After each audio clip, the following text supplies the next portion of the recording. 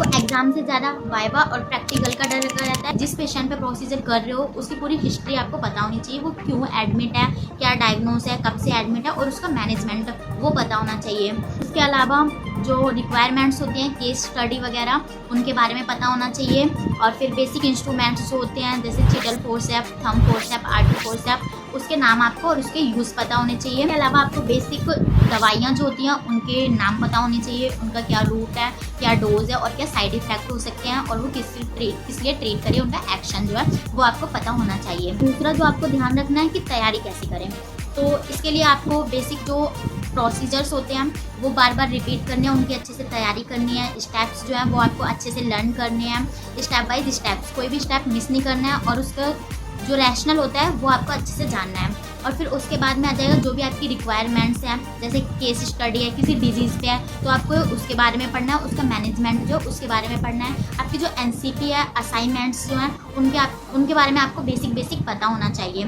और आपकी जो बेसिक फाइल्स हैं उनके बारे में पता होनी चाहिए। आपने जितनी भी रिक्वायरमेंट्स बनाई हैं उन सब के बारे में बेसिक चीज़ें आपको पता होनी चाहिए।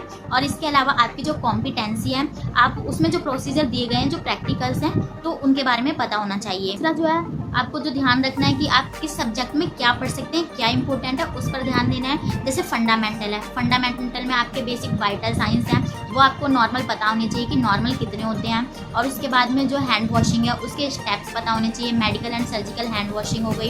इसके अलावा जो इंजेक्शन होते हैं IM IV, इनके कितने डिग्री पे लगते हैं, ये इनका एंगल कितना होता है, वो आपको पता होना चाहिए। फिर आपका है मिडवाइफरी में जो आप पढ़ सकते हैं लेबर के स्टेजेस, वो आपको अच्छे से पता होने चाहिए। इसके अलावा PPH यानी पोस्टपार्टम हैमरेज और APH एंटीपार्टम हैमरेज, ये आपको बेसिक पता होना चाहिए। ये कब होता है, इसकी ड्यूरेशन क्या है, इसका रीज़न और मैनेजमेंट वो आपको पता होना चाहिए।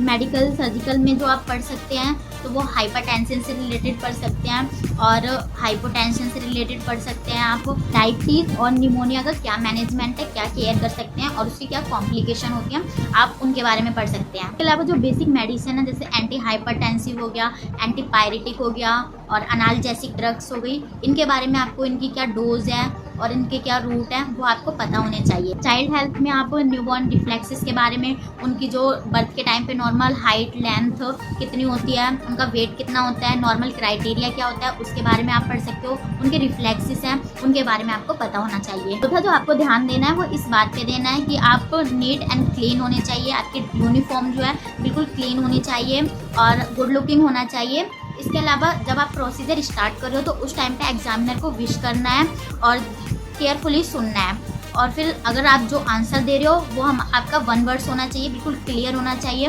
लॉन्ग पैराग्राफ नहीं होना चाहिए। इसके अलावा जब एग्जामिनर आपसे कोई क्वेश्चन ऐसा पूछ लेते हैं जिसका आंसर आपको नहीं आता है तो आपको क्लियर ही उसको मना नहीं करना है कि नहीं सॉरी मुझे नहीं आता।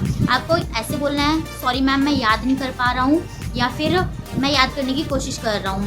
डायरेक्टली मना नहीं करना है। और क्या नहीं करना है, आपको इस बात पे ध्यान देना है। पहला तो आपको एग्जामिनर से आर्ग्यू नहीं करना है, ऊंची आवाज़ में बात नहीं करना है। उसके अलावा गैसिंग नहीं करनी है। आंसर नहीं आ रहा है तो ये नहीं है कि तुरंत कोई सा भी आंसर आप किसी भी चीज़ का कुछ बोल दे रहे हो, वो चीज़ आपको बिल्कुल नहीं करनी है। उसके अलावा आपको तेज़ नहीं बोलना है और घबराना बिल्कुल भी नहीं है, कॉन्फिडेंटली रहना है। अगर कोई आंसर दे रहे हो तो बिल्कुल ऐसे रहो कि हाँ